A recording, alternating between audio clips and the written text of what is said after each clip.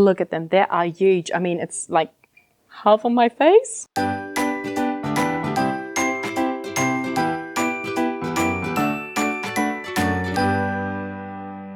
Hello my fellow soulmates and food lovers, and welcome to another episode of Eileen's Kitchen Stories. Today I'm going to show you another staple food of the United Kingdom, which you may know as one of their typical street foods, and it's called Cornish pasty. Well, technically I'm not allowed to call it Cornish pasty because it has this protected geographical indication, the PGI, but you know what, I'm still gonna call it that way, and we're gonna make a pasty in Cornish style today. Check out the ingredients and then we can start right in.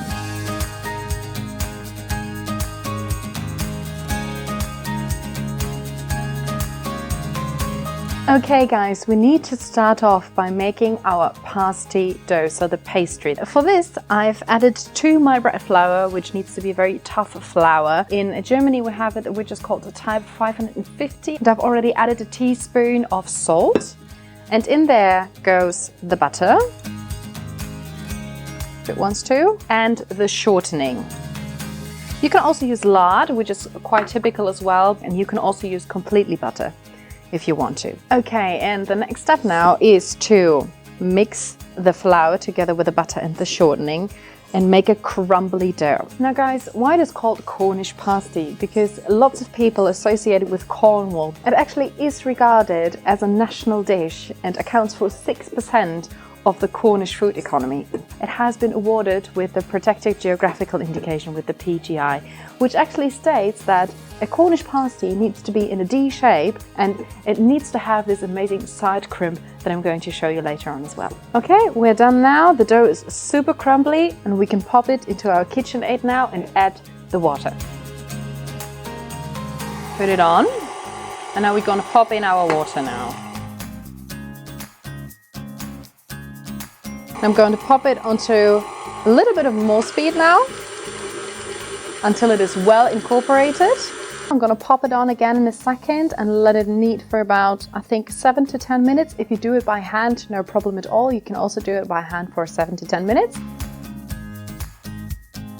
If you have a dough that is smooth like that, it's very hard to work it. So pop it with some cling film into the fridge and wait now for 3 hours. So it needs to be a solid dough in order to work with it. Okay guys, in the meantime, we can actually prepare our meat filling. If you have seen my Argentine empanada video, which I'm gonna link you up there, then you might think we're gonna go and put all of the stuff in the pan and fry it. No, that's not what we're gonna do. The typical Cornish pasty has everything put raw inside of the dough, and then it gets lovely cooked inside of the oven. So what we're gonna do now is pop all of our ingredients together.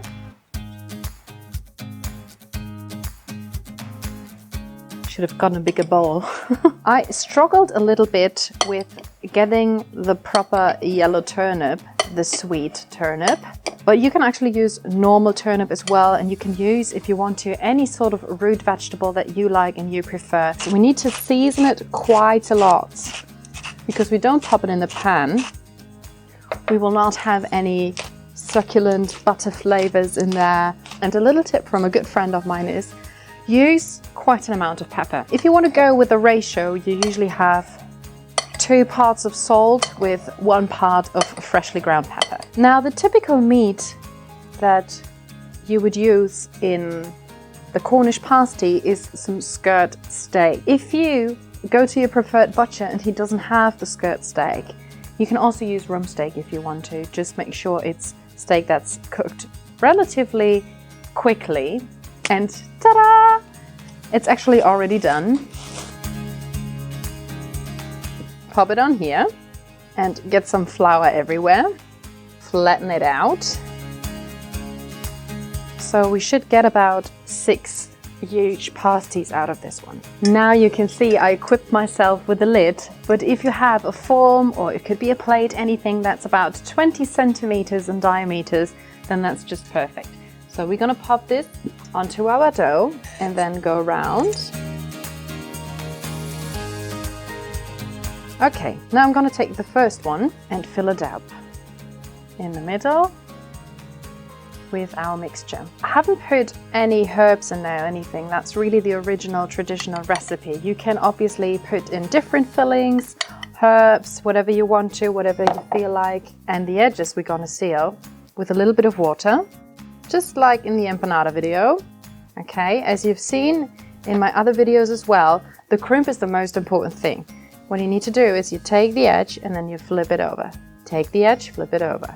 Take the edge, flip it over. Take the edge, flip it over. And there we go.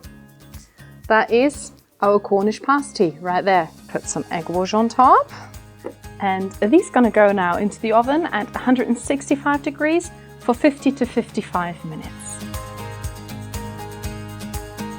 The pasty in the UK actually became really popular between the 17th and 1800s, when a lot of workers, especially the tin miners, used these lovely pasties as a main meal during their working day. The folded pastry either was still a little warm at lunch, or you can just pop it onto a shovel and over some hot fire, and then you can eat it warm again. Thanks to its unique shape, actually you can eat it without the cutlery. You just need to hold it at the crimp and then you can bite right into it. And that was perfect for the miners at these days.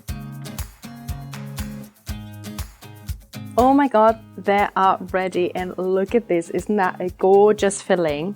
I can totally understand why these are a main meal, because look at them, they are huge. I mean, it's like half of my face. The steak in it is gorgeous, and the earthy flavors due to the potato in there, due to the turnip. The only thing that it might be lacking is a little bit of gravy, guys. But apart from that, I'm so good.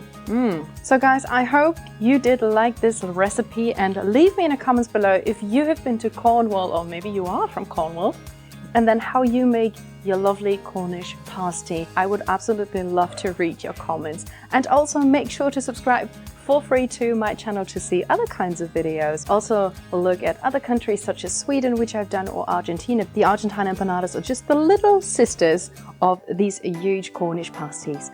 And then I'm looking forward to seeing the next video, guys. Bye!